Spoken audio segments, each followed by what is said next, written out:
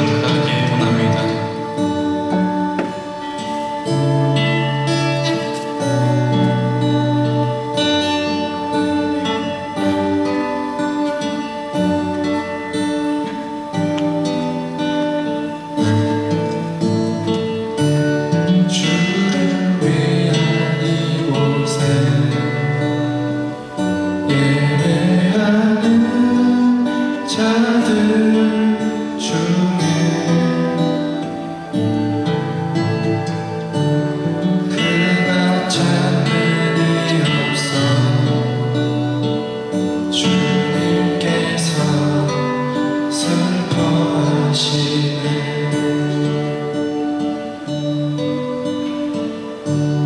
주님이 찾으시는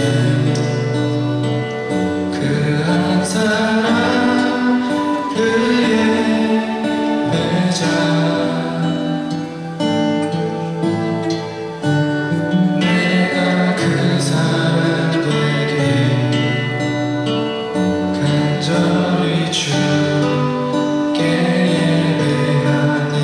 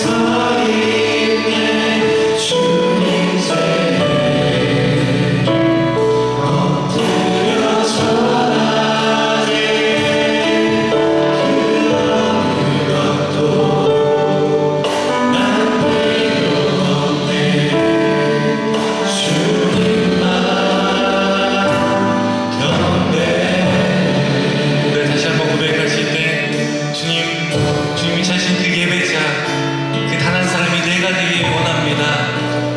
진심으로 고백하며 나아가길 원합니다. 주를 위한 이것은 주를 위한 이곳에 예배하는 자들 중에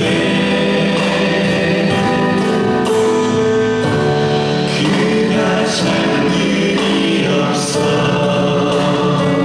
주님께서 슬퍼하시네. 주님이 찾으시는 주님이 찾으시는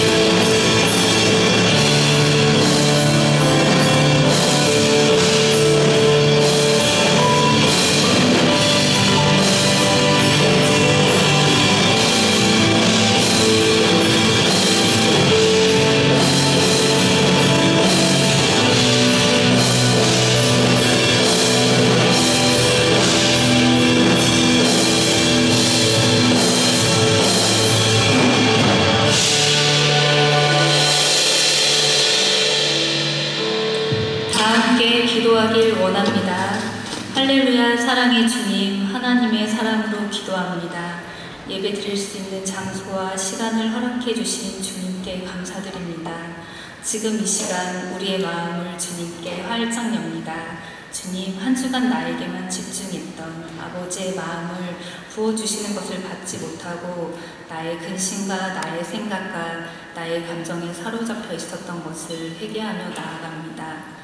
우리의 모든 생각과 모든 가치관과 모든 것 가운데 주님께서 다스리시고 통치하심으로 성령님 이 자리에 함께 해주셔서 하나님 아버지의 마음이 우리의 마음이 되게 하시고 하나님 아버지의 시선이 우리의 시선이 되게 하여 주시길 원합니다.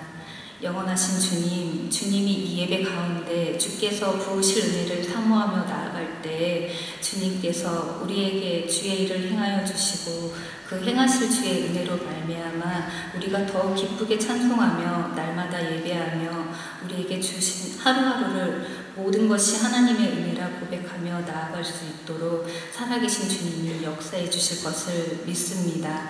그렇게 하실 주님을 찬양합니다. 사랑합니다.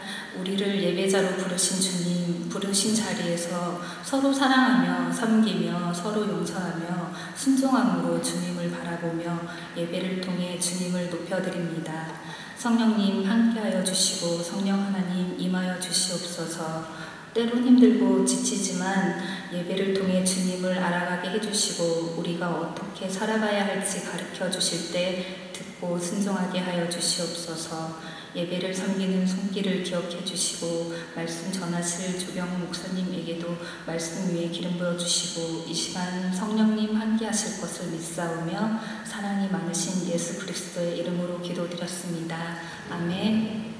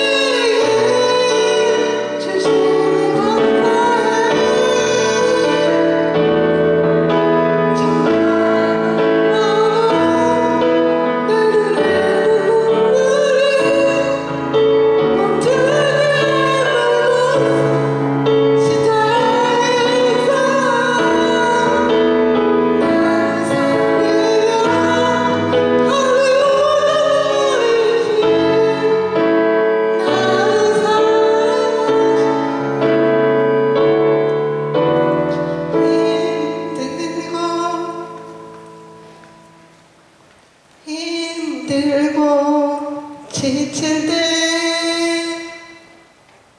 아무도 없었죠.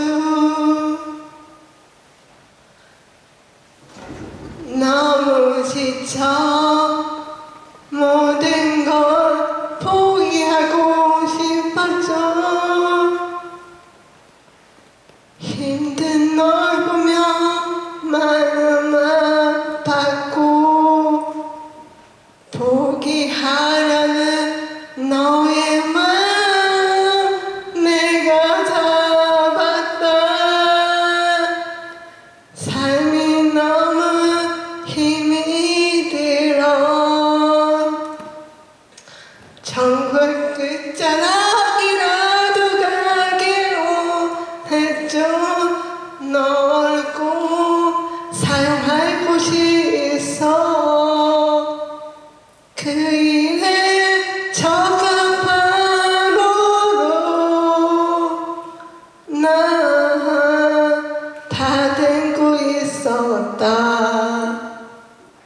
주의 영광만 가릴 뿐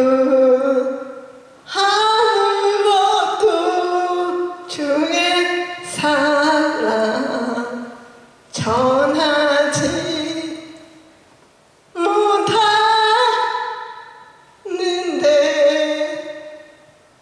왜 숨쉬게 하시죠. 너보다 널 사랑한다. 그래서 내 목숨도 내놓을 수 있었다. 그분의 사랑 때문에 천번을 불러봐도 내 눈에 눈물이 멈추지 않은 것은 십자가의 그 사랑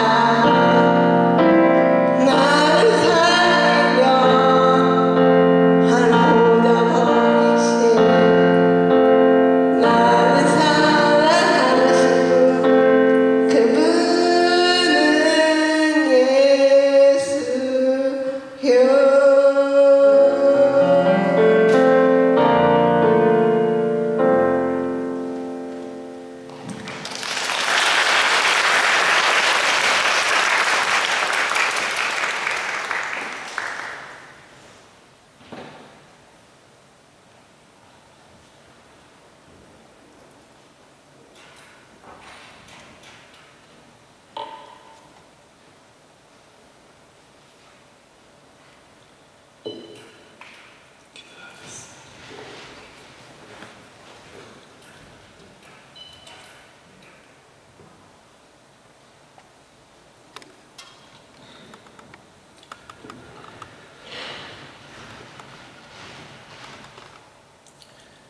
아버지 하나님, 수경자매의 찬양, 그의 마음의 시 주님이 기쁘시게 연락해 주시고 수경자매가 여디디아에서 행복하게 해주시고 주님을 더 사랑하게 하여 주시고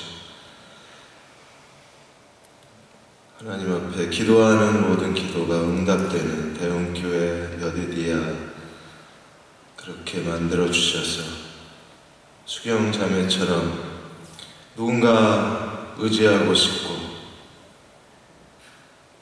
또 천만 번 불러보고 싶은 사람들이 여디디아 안에 있을 수 있도록 하나님께서 여디디아를 구별하시고 축복하여 주옵소서.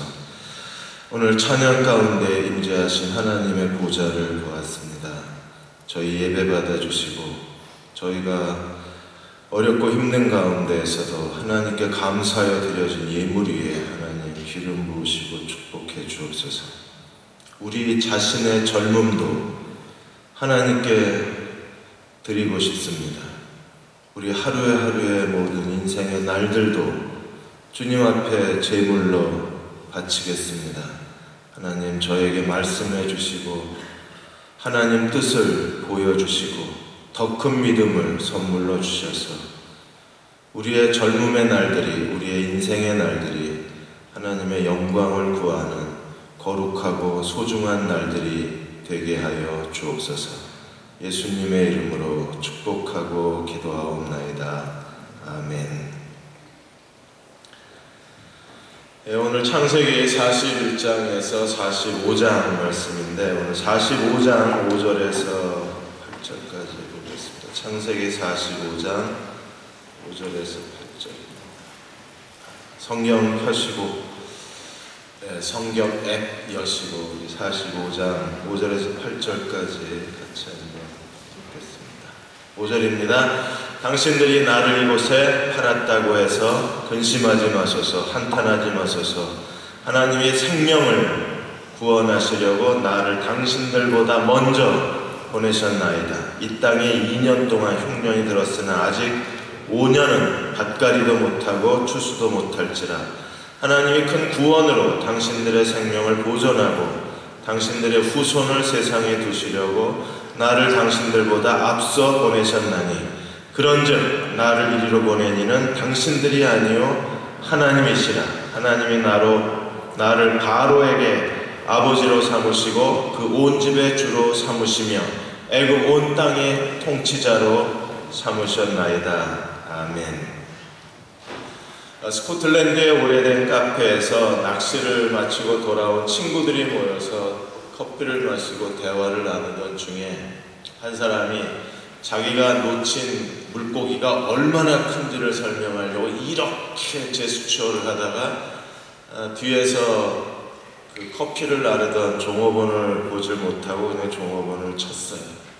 그래서 커피잔이 깨지고 커피가 벽에다 튀었습니다.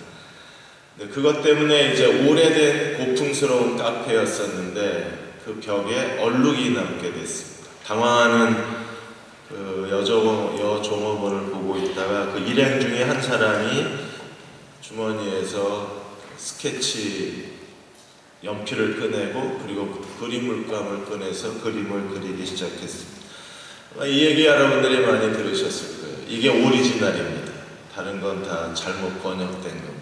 그때 그림을 그리신 분이 누구냐 하면 영국의 동물화가 에드윈 레드시어라는 분이에요. 에드윈 레드시어가 그 얼룩을 이어서 정말 커다랗고 날렵한 사슴을 벽에다 순식간에 그려놓았습니다. 카페에 있던 사람들이 다 그림 그리는 걸 보고 카페 주인도 나와서 그 그림을 보면서 순식간에 사슴 한 마리가 마치 살아있는 듯이 그 자리에 서 있는 걸 보고 주인이 너무나 좋아하게 돼요. 여기서 사람의 실수를 하나의 재료로 삼아서 새로운 그림을 만들어내듯이 하나님께서도 인간의 실수, 인간의 잘못, 인간이 저지르는 모든 죄와 그리고 잘못을 가지고 그것을 재료로 해서 그것을 바탕으로 해서 우리 인생에 전혀 새로운 그림을 그려내시는 분이 하나님이십니다. 요셉에게 있어서 형제들이 자기들을 증오하고 자기를 이스마엘 장사꾼에게 팔았다는 것은 요셉의 생애에 잊을 수 없는 충격적인 사건일 거예요. 그런데 그러한 요셉의 형들이 남겨놓은 인생의 더러운 장, 요셉의 형들이 남겨놓은 벽에 커피가 튄 것처럼 삶의 얼룩, 오랜 시간이 지워지지도 않을 것 같은 형들에 의한 삶의 상처의 아픔, 그러나 하나님은 어떻게 하셨습니까? 오늘 45장에 3번이나 반복해서 얘기하기를 이거 요셉의 고백입니다. 형들이 요셉을 죽이려고 했어요. 형들이 요셉을 인신매매했습니다. 형들이 요셉의 생애에 큰 상처를 남겼습니다. 그런데 그 결과가 어떻게 됐어요? 하나님의 섭리 가운데서 나를 이곳에 팔았다고 해서 근심하지 마소서, 한탄하지 마소서. 하나님이 생명을 구원하시려고 나를 당신들보다 먼저 보내셨나요? 하나님이 보내셨다고 말합니다. 정말 하나님이 보내셨을까요? 7절에 하나님이 이 큰 구원으로 당신들의 생명을 보존하고 당신들의 후손을 세상에 두시려고 나를 당신들보다 먼저 보내셨다. 먼저 보내셨다. 먼저 보내셨다. 8절에는요. 그런즉 나를 이리로 보낸 이는 당신들이 아니요 하나님이시랍니다. 여기서 우리가 혼란에 빠지는 거예요. 그럼 형들이 요셉을 미워하고 형들이 요셉을 무덤없는 구덩이에 가두고 형들이 이스마엘 장사꾼의 요셉을 팔아온 게 전부 하나님이 하신 일인가? 하나님의 시나리오인가? 형들은 그냥 만들어진 프로그램에 의해서 움직여지는 로봇이었는가? 아니면 그 사람들은 철저하게 하나님이 시키는 대로 움직이는 연극 배우였나? 도대체 뭐가 진실인가? 우리는 당황스럽게 생각할 수밖에 없어요. 그러나 형들이 요셉을 미워한 건 사실이고 죽이려고 했던 것도 현실이고 무덤없는 구덩이에 가두었던 것도 분명한 현실이고 이스마엘 장사꾼에게 팔은 것도 형들이 잘못한 겁니다. 그런데 하나님이 형들의 실수를 어떻게 하셨어요? 하나님의 인도하심으로 바꾸어내신 겁니다. 이걸 하나님의 섭리라고 부르는 거예요. 형들이 잘못을 했습니다. 형들이 실수를 했습니다. 그걸 하나님이 하나님의 인도하심으로 바꾸어서 요셉으로 하여금 나를 이리로 보낸 사람은 당신들이 아니요 하나님이라 고백하게 만든 것은 하나님이십니다.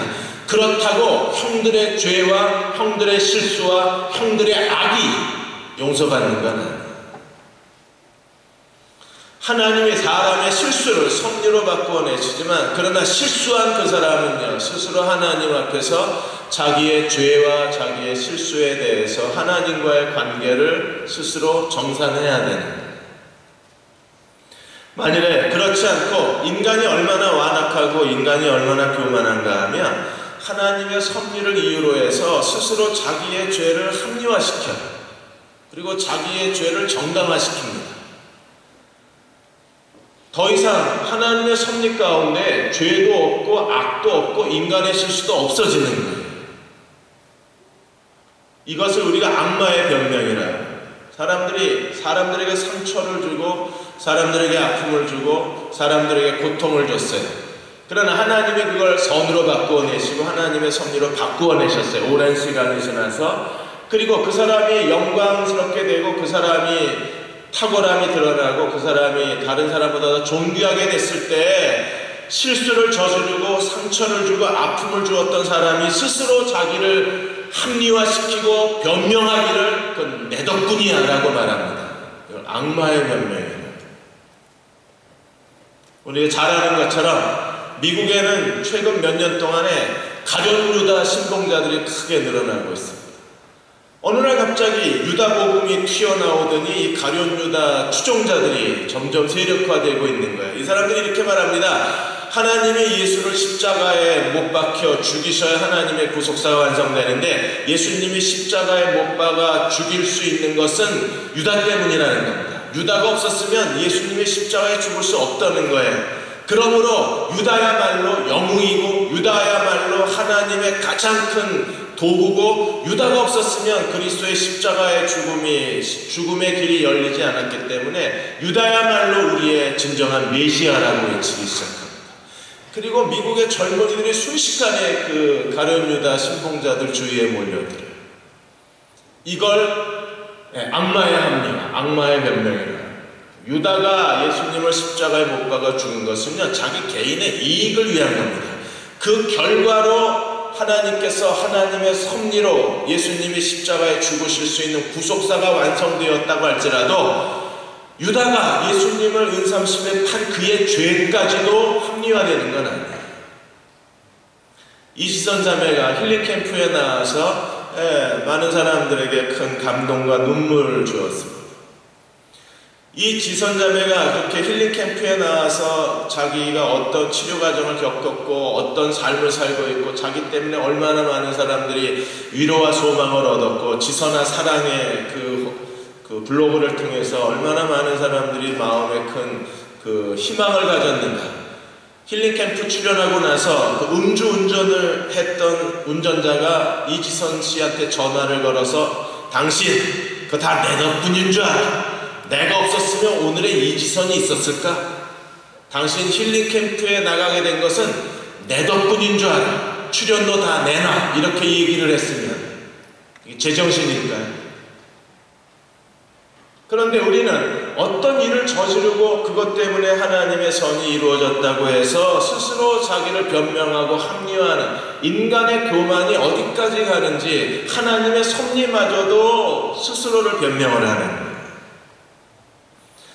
우리가 신약성경에 빌레몬서가 있는데 이 빌레몬서는 오네시모라는 노예가 주인 빌레몬의 집에서 어느 날 은행 부자를 다 털고 비밀 금고를 다 털고 그리고 도망쳤어요. 근데 신촌 강남 신사동 이쪽을 헤매고 돌아다니다가 돈을 다 쓰고 사기꾼한테 걸려서 다 털렸습니다. 더 이상 갈 데가 없으니까 결국 남해 또 도둑질을 하다가 아마 재판을 받고 로마 감옥에 들어왔던 걸로 추정을 해요. 감옥에서 오네시모를 바울이 만납니다. 그래서 바울이 오네시모에게 전도를 하고 오네시모를 제자 훈련을 시켜서 오네시모가 바울의 신복 중에 신복이 돼요.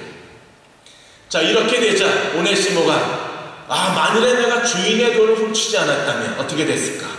내가 감옥에 들어오지 못했다. 감옥에 들어오지 못했으면 바울을 못 만났다. 바울을 못 만났으면 내가 회심 못했다. 바울을 못 만났으면 내가 주님의 제자가 될 수 없었다. 바울의 신복 중에 신복이 될 수가 없었다. 그러므로 내가 주인의 돈을 훔친 게 얼마나 잘한 일인가, 이렇게 생각을 합니다. 이걸 뭐라고 그래요? 악마의 변명이다. 그러나 오네시모가 돈을 훔친 것은 분명한 죄예요. 그 죄에 대해서 오네시모는 빌레몬에게 참회해야 하고 자기가 훔친 돈을 변상해야만 합니다. 그래서 바울이 빌레몬에게 편지를 쓰는 거예요. 오네시모를 대신해서. 오네시모가 여기에 와서 나를 만났다, 구원받았다, 신복 중에 신복이 됐다. 나는 이제 오네시모가 없이는 여기서 사역을 할 수 없다. 그러므로 오네시모를 도망친 노예라고 생각하지 말고 우리와 같은 형제요, 우리와 같은 동역자로 오네시모를 받아주길 바란다. 지금 바울이 빌레몬에게 이렇게 편지를 쓰는 거예요. 그런데 돈을 훔쳐갔잖아요. 이건 반드시 정산이 돼야 됩니다. 대충 얼버무리고, 그러니까 은혜롭게 해, 은혜롭게. 얘가 이렇게 변화됐으니까 없던 걸로 해, 이러고 지나가면요, 죄가 덮어지는 거예요. 그러면 하나님은요, 불의한 하나님이 되어버리고 맙니다. 하나님이 섭리가 작동됐다고 죄에 대해서마저도 우리가 옹호할 수는 없는 거예요. 죄와 은혜의 법칙에서 죄가 있는 곳에 은혜가 넘쳤습니다. 그러나 은혜가 넘쳤다고 죄를 없다고 생각할 수는 없는 거예요. 죄를 무시해서는 안 되는 거예요. 은혜가 넘쳤다고 죄를 덮어버리면 안 됩니다. 죄는 죄예요. 오네시모가 돈을 훔친 건 돈을 훔친 거예요. 그거에 대해서 바울이 이렇게 좋게 됐으니까 적당히 갑시다, 은혜롭게 갑시다, 모르는 척 합시다, 그렇게 얘기를 하면요, 하나님은요, 그리스도가 십자가에 죽으신 게 무의미해지는 거예요. 반드시 오네시모는 주인 빌레몬에게 훔쳐간 돈을 계산해야만 해요. 그러자 바울이 오네시모가 돈이 없으니까 이 문제를 진지하게 논의를 합니다. 뭐라고 논의해요? 내가 갚아주겠다. 오네시모가 훔쳐간 거 내가 갚아주겠다. 그리고 바울이 한 발 슬쩍 뒤로 빼줘. 너 나한테 빚진 거 기억나냐, 이렇게 얘기를 하고 오네시모를 두둔합니다. 그냥 넘어갈 수가 없는 거예요. 계산할 건 계산을 해야 되기 때문에. 41장에서 요셉이 마침내 하나님께서 그를 세우고자 하시는 정상에 쓰게 돼요. 그가 꿈을 해석해 줌으로 말미암아 요셉이 그의 능력을 드러내고 드디어 애굽의 국무총리로, 하루아침에 죄수에서 국무총리로 그의 탁월함이 드러나게 됩니다. 그리고 42장에서 45장까지는 형들을 용서의 자리로 데려가요. 무려 석 장에 걸쳐서 형들을 어떤 상황을 만들고, 요셉이 마치 PD 연출자처럼, 영화 감독처럼 형들을 계속 고립시키고 막다른 골목에 형들을 끌고 가서 마침내 형들로 하여금 자기들의 죄를 고백하게 만드는 게 42장에서 45장까지. 왜 그렇게 해야 합니까?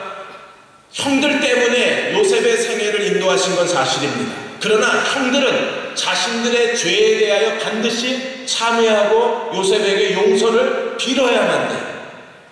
이게 정리가 되어야, 그래야 하나님이 형들로 인하여 요셉을 데려가신 하나님의 섭리가 비로소 완성이 되는 겁니다.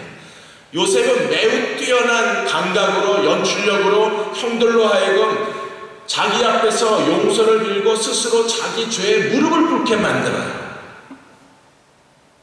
우리도 그래야 합니다. 우리가 인간관계 속에서 사람들과의 관계가 불편하고 힘드니까 우리는요, 자꾸 덮고 가려고 해요. 그냥 넘어가. 그냥 잊어버려. 그냥 없다고 생각해. 여러분, 그렇게 할 수는 없어요. 죄를 죄로서 처리해야 하나님의 공의의 통치가 이루어지는 거예요. 죄가 죄로서 다루어져야, 그래야 인간관계 속에 하나님의 공의가 살아있고 우리의 관계가 하나님의 공의에 의해서 연결되어는, 그래서 그리스도 안에서 참된 관계가 유지가 될 수 있는 거예요. 그런데 우리는 귀찮고 힘드니까, 은혜가 은혜니까 다 은혜롭게 하자고 해서 다 덮어버리고 갑니다. 근데 요셉은 그렇게 하지 않았어요. 요셉은 끝까지 형들에 대해서, 형들이 자기 앞에 스스로에 대해서 무릎을 꿇게 만들어요. 예수님도 베드로가 예수님을 모른다고 3번이나 부인하고 저주할 거에 대해서 미리 예언을 하셨잖아요. 너 그렇게 될 거야. 다 굴기 전에 너 반드시 나를 모른다고 부인하고 3번씩 나를 저주할 거야. 정말 그렇게 됐습니다. 그래서 베드로가 예수님을 모른다고 3번 부인하고 저주했습니다. 그리고 예수님이 부활하신 다음에 베드로에게 나타나셔서 어깨를 툭툭 두드리면서 힘들었지? 거봐, 내가 그렇게 된다고 너 예언했지? 이젠 잘해, 알았지? 이러고 지나가셨나요? 아니요. 철저하게 그 문제를 다루셨어요. 어떻게 하셨습니까? 부활하시자마자 디베라 바닷가에 나가서 고기 잡는 베드로를 주님이 찾아가셔서 베드로야 부르시고 주님이시다 놀래서 배에서 뛰어내려와서 언덕에 가보니까 어떤 일이 벌어졌어요? 예수님이 숯불에 고기를 굽고 계셨잖아요. 닭고기가 아니길 다행이죠. 고기를 굽고 계셨습니다. 그리고 주님이 베드로에게 뭐라고 질문하셨어요? 네가 이 사람들보다 나를 더 사랑하느냐? 몇 번? 3번 질문하세요. 베드로가 몇 번 주님을 부인했어요? 3번. 주님이 베드로에게 네가 나를 더 사랑하느냐? 몇 번 묻고 계세요? 손가락 들고 물어보잖아요. 몇 번 물어보세요? 3번. 왜 3번이요? 죄책감을 씻어주십니다. 죄를 다룰 줄 아는 거예요. 예수님도 베드로에 남아있는 죄책감을 3번 저주한 걸 3번 질문하면서 씻어버리세요. 지금 요셉도 형들의 마음속에 혹 남아있을지 모르는 죄책감, 형들의 마음속에 남아있을지 모르는 부담감, 그거를 42장에서 45장까지 2번의 그런 무대를 바꿔가면서 형들의 상황을 바꿔가면서 형들로 하여금 그 마음속에 스스로의 죄를 참여하게 만들고 자기 자신을 용서하게 만들고 그리고 나서야 요셉이 용서를 하는 거예요. 이번에 구글이 유럽 재판소에서 유럽인들이 자기의 과거의 기록이나 그리고 실효성이 지난 신문기사 삭제에 대해서 신청을 받자 그날 하루에 12,000명이 신청을 했어요. 발표하자마자. 만일에 우리에게 한국에서 이런 일이 있으면 어떤 일이 일어날까 하고 어떤 분이 한 칼럼을 추측해서 썼습니다. 여러분, 과거 기록 지우지 마세요. 하나님은 우리의 과거의 기록을 가지고 내 인생의 내일을 만들어내시는 분이기 때문에 우리는 과거의 기록을 지울 필요가 없어요. 그러나 과거에 내게 상처를 주었던 사람이거나 내가 상처를 주었거나 내가 실수한 사람이거나 내게 실수한 사람이거나 아니면 내게 악을 행한 사람이거나 내가 악을 행했거나 이런 인간관계의 모든 트러블은요 다 정리를 해야 돼요. 하나님의 은혜가 나타났다고 덮어두고 가는 게 아니라 하나님의 은혜가 나타난 이후에 우리는 그 모든 인간관계를 정산하고 인간관계를 공의롭게 하고 인간관계 속에서 일어난 모든 일들에 대해서 서로 용서해야 돼요. 어떻게 요셉이 그 일을 했는지 먼저 41장부터 살펴보겠습니다. 요셉이 애굽의 국무총리가 되었는데 요셉은 스페셜리스트예요. 바로가 요셉에 대해서 뭐라고 설명하는지 3가지 설명을 하는데 바로가 꿈을 꾸고 난 다음에 요셉을 감옥에서 불러서 41장 15절에 바로가 요셉에게 이르되 내가 한 꿈을 꾸었으니 그것을 해석하는 자가 없더니 들은즉 너는 꿈을 들으면 능히 푼다고 하더라. 아무도 애굽의 박사술객들이 누구도 꿈을 해석해 주지 못했는데 드디어 바로가 요셉을 찾은 것. 너는 꿈을 들은즉 푼다고 하더라. 요셉의 능력이었어요. 그리고 요셉이 다시 바로가 요셉에게 이렇게 말합니다. 38절에 보시면 모든 꿈을 해석하고 그 꿈에 대한 애굽의 새로운 경제 전략까지 다 설명한 다음에 바로가 그걸 듣고 요셉에게 감동을 해요. 그리고 이렇게 말합니다. 38절에 바로가 그의 신하들에게 이르되 이와 같이 하나님의 영에 감동된 사람을 우리가 어찌 찾을 수 있으리요? 너는 단 한 사람뿐이라는 거예요. 그 어디에도 너 같은 사람을 찾을 수 없다. 하나님의 신에 감동된 너 같은 사람. 그리고 39절에 요셉에게 이르되 하나님이 모든 것을 내게 보이셨으니 너와 같이 명철하고 지혜 있는 자가 없다는 거예요. 하나님은 지금도 요셉처럼 특별한 능력 그리고 다른 사람이 갖지 못한 능력을 가지고 하나님을 섬기는 사람들을 하나님이 그의 인생의 정상까지 올려놓으신 분이세요. 이런 요셉이 가지고 있는 이런 특별한 것을 공병호 박사가 그 미래 인재의 조건이라는 책에서 이런 요셉과 같은 인재상을 뭐라고 표현했습니까? 스페셜리스트. 미래 사회가 요구하는 인재는요, 어느 한 분야에서 그 분야에서 최고의 지식과 최고의 경험과 그리고 그 분야에서 탁월한 능력을 가지고 있는, 다른 분야에 대해서는 잘 몰라도 자기가 그 어떤 비즈니스를 하고 자기가 어떤 비전을 갖고 있는 그 분야에 대해서만큼은 특정 분야에서는 최고의 지식, 최고의 경험, 최고의 능력을 가지고 있는 스페셜리스트가 미래 인재의 조건이라고 했어요. 그런데 공병호 박사가 거기 그 어떤 한 분야에 대해서 어떠한 갤럽 조사하는 사람들에 대해서 직장인들을 대상으로 해서 조사를 했는데 직장인들 중에서 46%의 사람이 자기 개발을 위해서 아무 노력도 하지 않고 있다고 대답을 하고 30%가 넘는 사람들이 자기 개발을 위해서 뭘 해야 될지 모르는 상태에 있다고 했어요. 거의 10명 중 7, 8명이 자기 개발을 위해서 아무것도 안 하는 거예요. 자기를 미래 사회가 요구하는 인재로 만드는 데 아무 노력이 없는 거예요. 우리가 지금 다변화되는 사회 속에서 그리고 경쟁이 점점점 치열해지는 이 사회 속에서 우리가 어떻게 자기 인생을 이끌고 가야 되나, 지금 바로가 요셉에 대해서 말하는 이 말 속에서는요, 너는 특별하다는 거예요. 너와 같은 사람을 찾을 수가 없다. 너밖에 없다. 너만이 할 수 있다. 그게 뭐예요? 그게 미래 인재예요. 스페셜리스트. 자기 자신에 대해서 그만한 노력이 필요한 거예요. 시니어 목사였던 에머슨이 이런 말을 했습니다. 만일에 당신이 이웃보다 글재주가 뛰어나거나 낚시질을 잘하거나 아니면 쥐덫을 잘 놓을 수만 있다면 당신이 숲속에 들어가서 혼자 산다고 할지라도 사람들은 기어이 당신이 사는 곳까지 찾아간다고 했어요. 왜? 그 사람만이 할 수 있는 일이니까. 지금도 그렇잖아요. 지금 현대사회 속에서도 숲속에 음식점이 처박혀 있는데도 사람들은 찾아가잖아요. 오리 먹고 거기 무슨 삼계탕, 옷삼계탕인가 뭐게 저 강원도 산골에 있는데 3시간을 걸려서 가서 먹고 4시간을 걸려서 오는 일이 있습니다. 그런 것들이 가능한 이유가 어디 있을까? 거기서밖에는 먹을 수가 없습니다. 여러분이 다른 사람보다 뭔가 잘하는 어떤 한 가지가 있어야 돼요. 그리고 그것 때문에 사람들이 찾아갈 수가 있어야 돼요. 지금 요셉은요, 꿈을 해석해주는 그것 때문에 지금 술 맡은 간원장에 의해서 바로가 찾아가고 바로에게 7년 흉년 가운데 어떤 제도, 어떤 정책을 마련해야지 이 7년 풍년 가운데 어떻게 준비를 해야 7년 흉년을 이겨낼 수 있다는 아주 명쾌한 제도와 대안을 얻게 되죠. 여러분도 나는 뭘 잘할 수 있나를 생각하고, 아니 하나님이 내게 무엇을 주셨느냐를 생각하고 그것을 자기 스스로의 미래 인재의 어떤 능력으로 키워가야 돼요.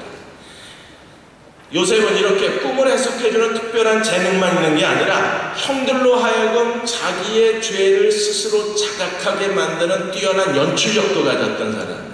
그래서 42장에서 45장까지 이제 요셉의 꿈이 이루어져요. 요셉의 꿈이 뭐였습니까? 해와 달과 별이 자기에게 절하고, 그 다음에 형님의 곡식단이 자기에게 절하고, 드디어 42장에서부터 요셉이 꾼 2개의 꿈이 실현되는 장면이 이 42장에서 45장까지 계속 전개되어져 가고 있습니다.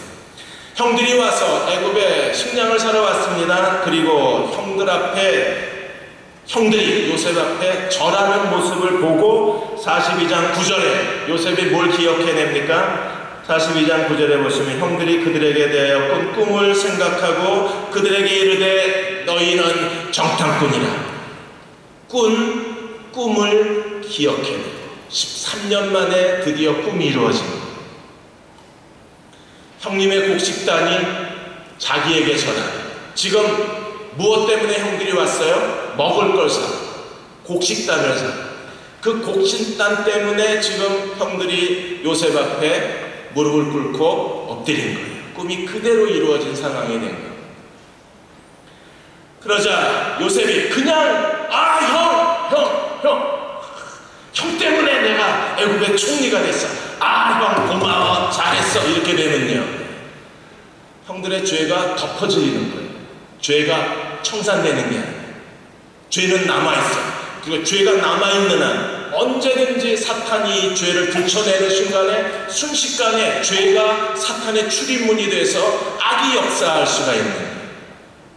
형 괜찮아. 형들 덕분에 좀 내가 고통스럽긴 했지만 그 웬 여자가 막 날 유혹하고 그래서 감옥에 들어가서 정말 억울하긴 했지만 요셉은 억울한 거잖아요.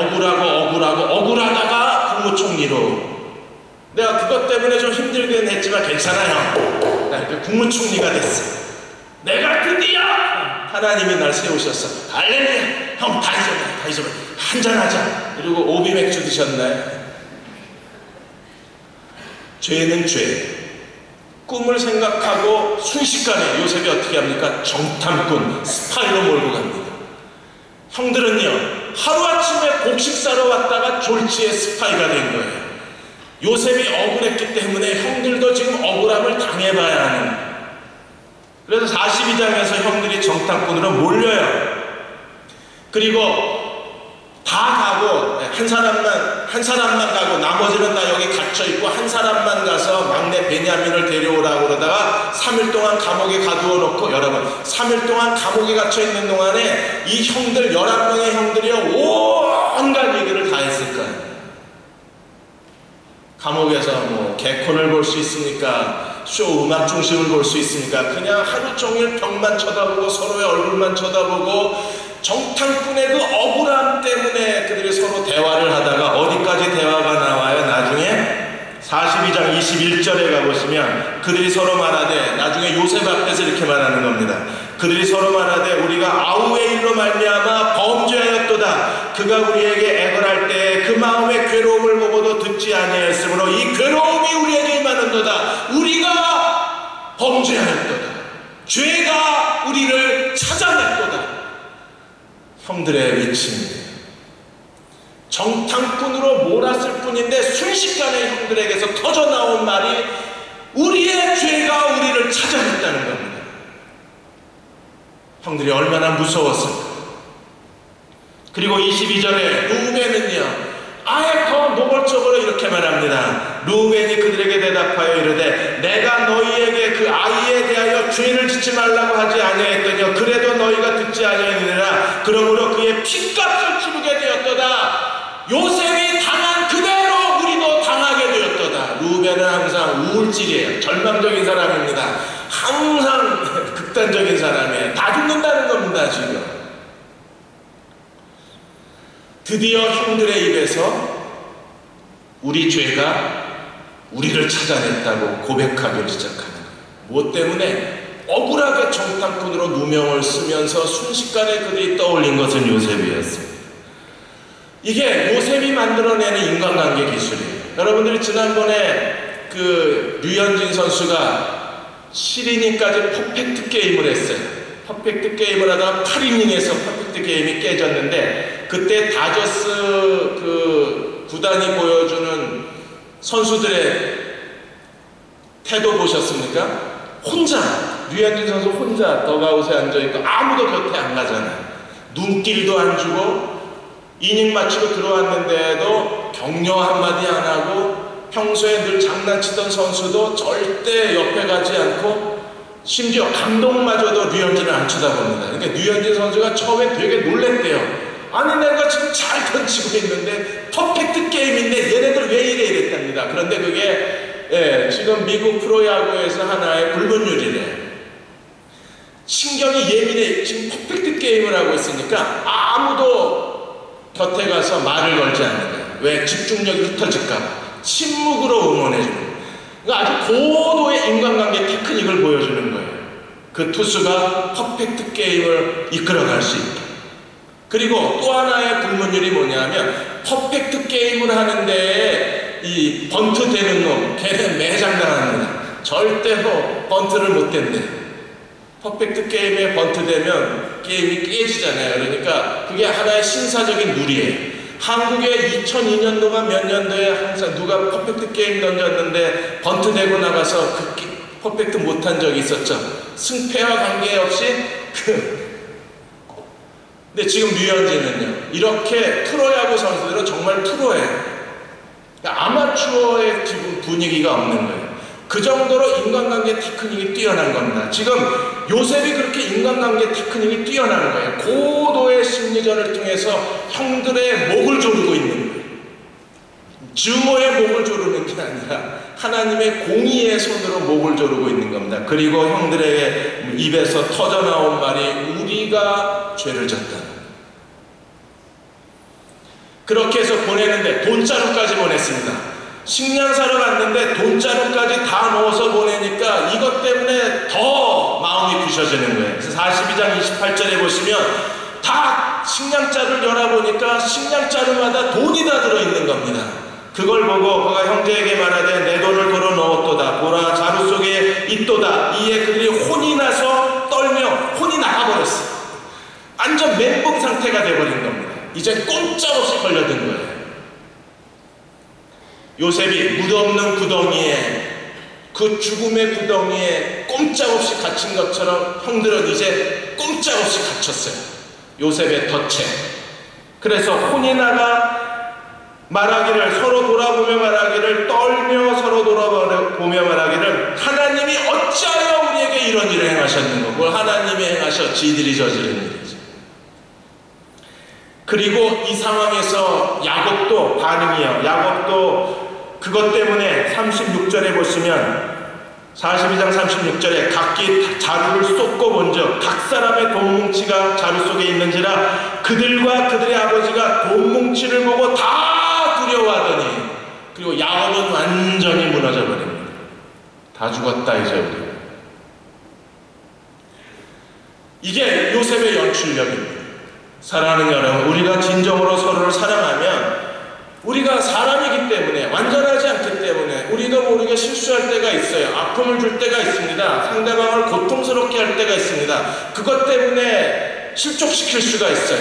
그것 때문에 상대방을 주저앉게 할 수 있습니다. 물론 그로 인하여 하나님이 새로운 섭리를, 항상 사람의 실수를 하나님의 선으로 바꾸어내시는 분이시니까. 그러나 하나님이 그걸 선으로 바꾸어내셨다 그래서 우리가 저지른 행동의 트러블이 그냥 남아있는 게 아니에요. 없어지는 게 아니에요. 그냥 남아있는 거예요. 그러므로 우리는요, 한 사람 한 사람에 대해서 꼼꼼하게, 다윗이 마치 모든 사람에게 은총을 베풀었던 것처럼 사무엘 하에서 우리도 한 사람 한 사람에 대한 행위에 대해서 정리를 해야 돼요. 거기는 뛰어난 요셉과 같은 연출력이 필요한 거예요. 고도의 테크닉이 필요하고. 이렇게 온 가족이 다 두려움에 사로잡혔고, 그리고 양식은 떨어졌습니다. 43장에 가시면 이제 제2차 식량 구입하러 가는데, 두 번째 식량 구입하러 갔을 때 두 번째 요셉의 작전이 펼쳐지는 거예요. 요셉과 형들의 난 시리즈 제2 에피소드 2가 시작이 되는 거예요. 가는데 누굴 데려가야 돼요? 베냐민. 유다가 눈물로 아버지에게 호소를 해서, 아버지, 베냐민을 못 데려가면 우리가 식량을 사올 수 없다. 우리 다 죽은 목숨이다. 그래서 42장에서 유다가 아버지를 붙들고 설득을 해요. 15절까지 계속 설득을 해서 데리고 갑니다.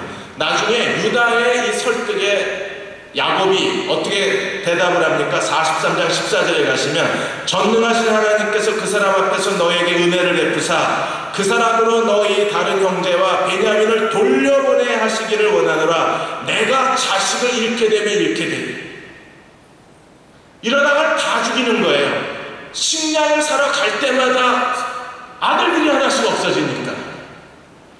시므온은 지금 볼모로 잡혀있고, 더군다나 베냐민을 데려오라고.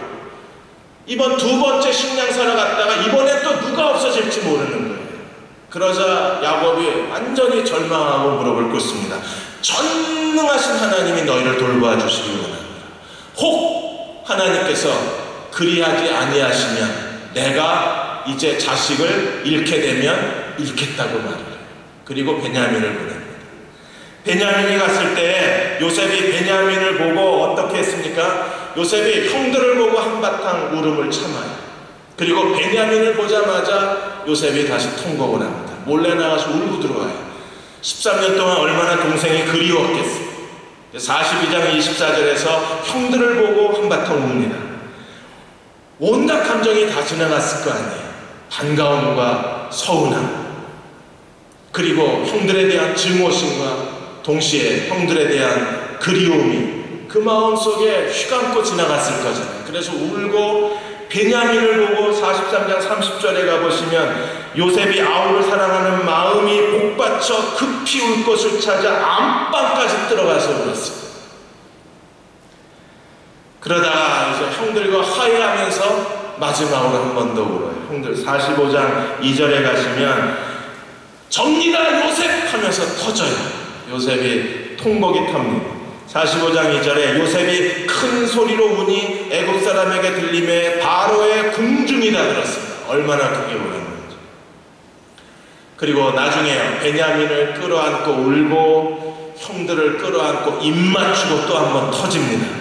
그래서 14절에 가보시면 45장 14절에 자기 아우 베냐민의 목을 안고 우니 베냐민도 요셉의 목을 안고 우니라. 요셉이 또 형들과 입 맞추며 안고 우니 형들이 그제야 요셉과 말하니라. 깨끗이 과거가 정리가 됩니다. 더 이상 형들의 과거에 잘못이 남아있지 않고 형들의 과거에 실수가 남아있지 않고 서로 입 맞추고 서로 끌어안고 울면서 그 눈물 속에서 요셉은 형들과 진정한 화해를 합니다. 이렇게 되기까지 제2단계 요셉의 작전은 뭐였어요? 도둑놈 누명을 씌우는 거예요.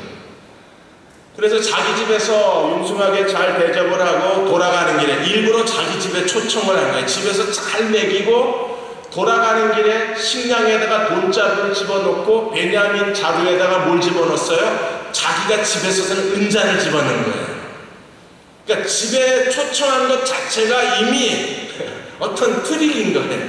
초청해서 잘 먹이고 거기서 자기 집에 은잔을 집어넣어서 베냐민에게 베냐민 자루에 넣어서 보내고 군대를 쫓아보내서 그 자기 자루에서 발견된 사람은 당신의 노예가 되겠습니다 하고 약조를 받고 자루를 다 풀었는데 누구 자루에서 나왔어요? 베냐민 자루에서. 꼼짝없이 베냐민을 놓고 가게 생긴 겁니다.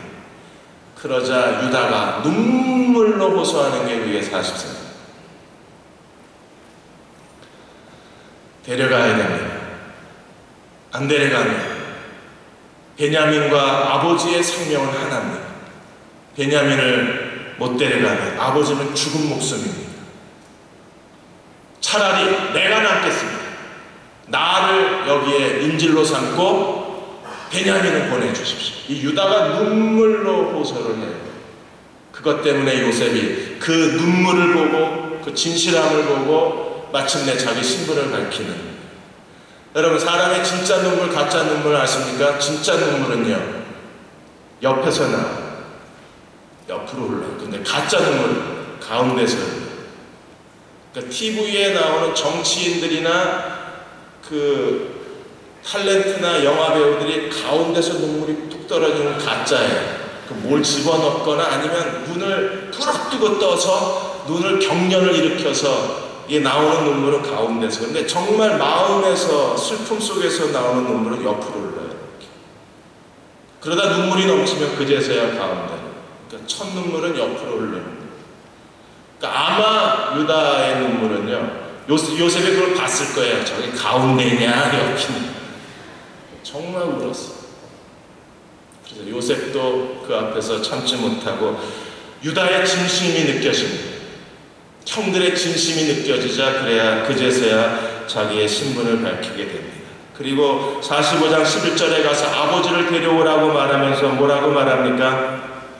흉년이 아직 5해가 있으니 내가 거기서 아버지를 봉양하겠습니다. 이게 하나님이 원하신 목적이었죠. 그 형들 때문에 요셉은 애굽에 와서 바로의 아버지 온 땅에 주 애굽 온 땅에 통치자 하나님의 놀라운 섭리가 일어났습니다. 그리고 하나님의 그 섭리 가운데 요셉은요, 애굽 온 지역에 바로가 내가 너보다 높은 것을 보좌꾼이라고 고백할 정도로 요셉은 가장 큰 인물이 될 수 있었어요. 그것을 발을 디딛고 요셉의 생애를 이끌어냈던 것은 형들의 잘못입니다. 그러나 하나님은 지금 다 되돌려주고 계신 거예요. 어떻게 해요? 7년 가문 동안에 큰 구원을 이끄시려고 하나님이 형들보다 요셉을 먼저 보내셨다는 겁니다. 그래서 먼저 보냈다가 2번 나오는 거죠.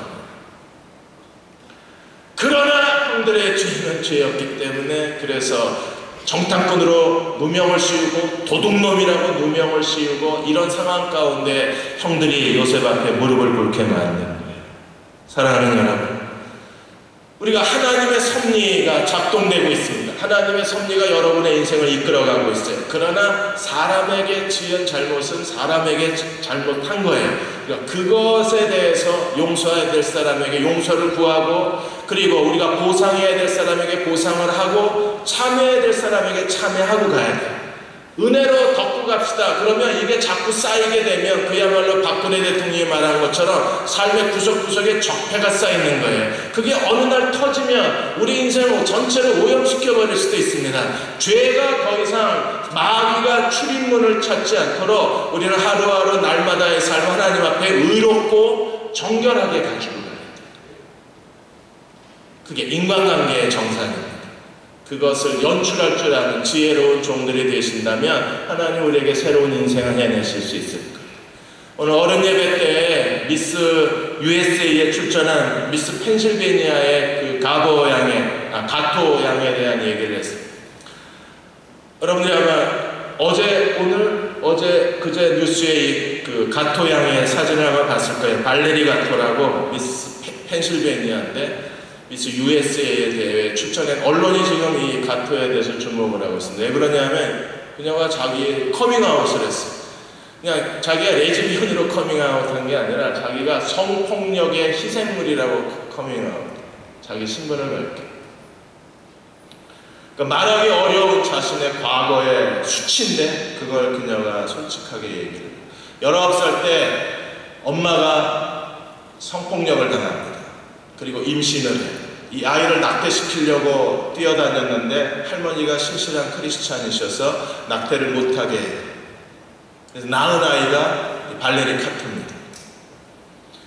10살 때 자기는 왜 아버지가 없냐고 계속 물어봤는데 엄마가 이 얘기를 안 하다가 10살이 됐을 때 엄마가 비로소 성폭력이 뭔가를 이해할 나이가 됐을 때 자기가 성폭력을 당해서 낳은 아이가 너라고 얘기를 하고 아버지는 성폭력범이라고 얘기를 합니다. 그리고 아버지 얼굴을 모른다고 얘기를 해요.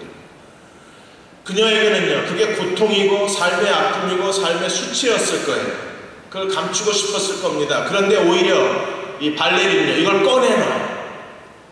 꺼내놓고 그녀가 지금 하고 있는 일이 뭐냐면 미국의 18세에서 30세 사이에 성폭력 예방 그리고 성폭력 당한 사람들을 그 치료하는 치유센터가 있는데, 예방과 치유센터가 있는데 이 성폭력 예방과 치유센터의 가장 뛰어난 스피커 중에 한 사람이 이 발레리예요.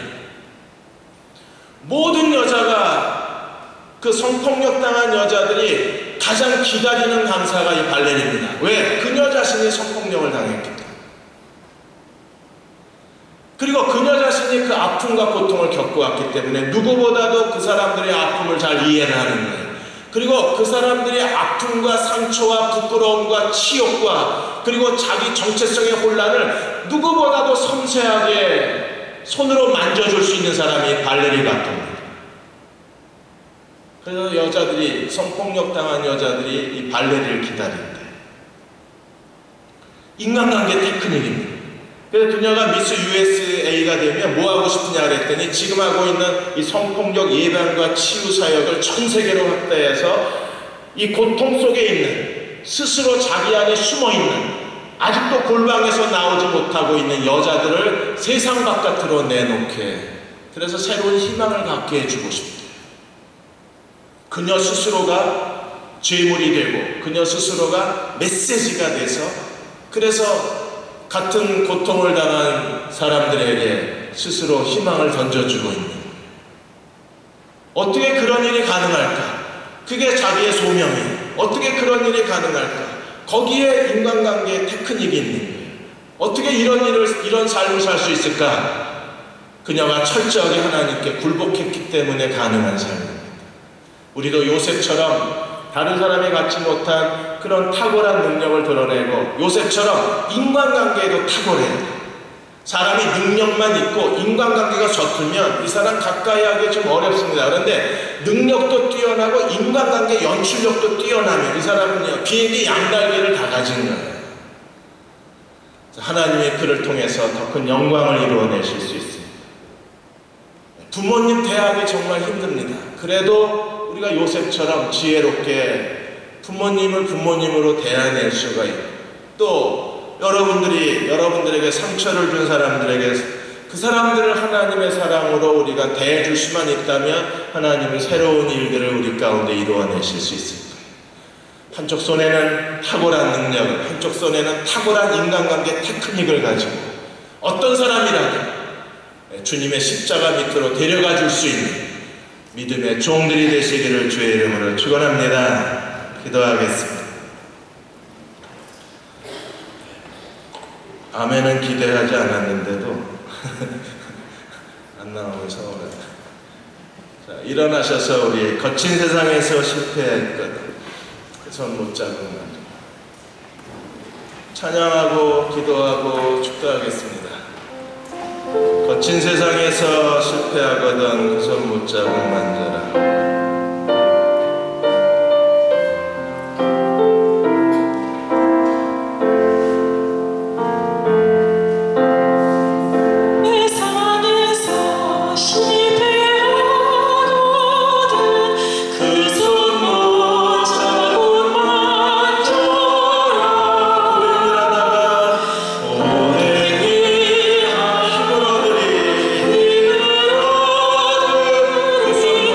힘을 얻으리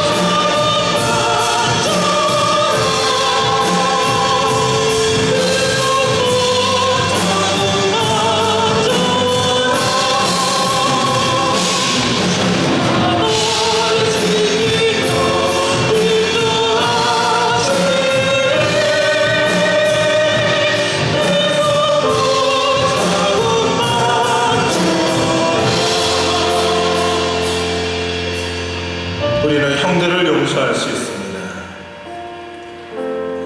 정탐꾼으로 몰고 도둑놈으로 몰고 그래서 형들이 자기 죄를 고백하고 참회의 자리로 나와서 무릎 꿇게 만들 수 있습니다. 그러나 정말 용서할 수 없는 건 나 자신일지도 모릅니다. 우리는 왜 이렇게 자신을 용서하는데 둔하고 미련하고 서툰지 모릅니다. 자신을 용서하십시오. 주님의 그 손 못자국을 만진 사람은 자신을 용서할 줄 아는 사람입니다.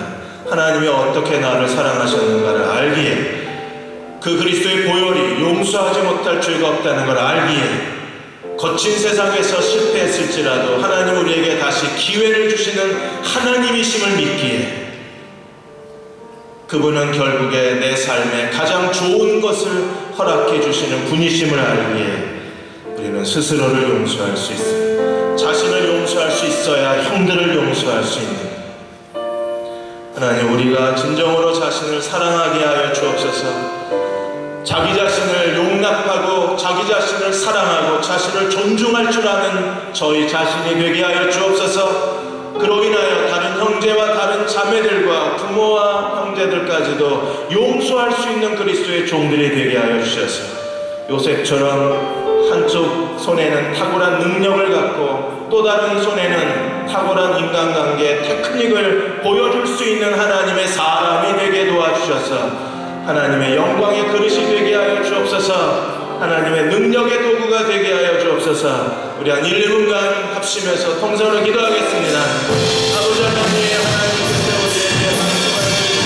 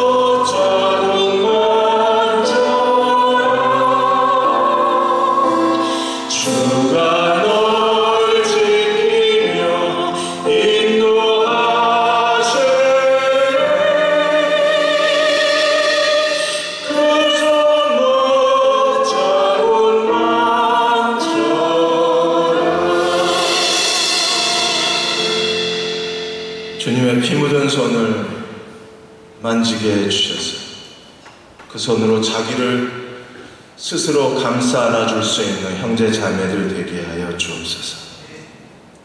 내가 나를 용서하고 싶습니다. 있는 그들의 나를 용납하고 받아들이고 싶습니다. 스스로를 존중하고 싶습니다. 우리가 자신을 사랑하지 않으면 다른 사람을 사랑할 수 없다는 걸 압니다. 피 묻은 손으로 나를 어루만지고 피 묻은 손으로 너를 얹어 만져줄 수 있는 여디디아 형제 자매가 되게 하여 주시고 오늘 4부 예배 함께 드리는 사랑하는 교우들이 되게 하여 주옵소서. 우리도 서로를 이끌고 서로를 데리고 주님의 십자가 밑으로 가고 싶습니다. 요셉처럼 지혜로운 종들이 되게 하여 주옵소서.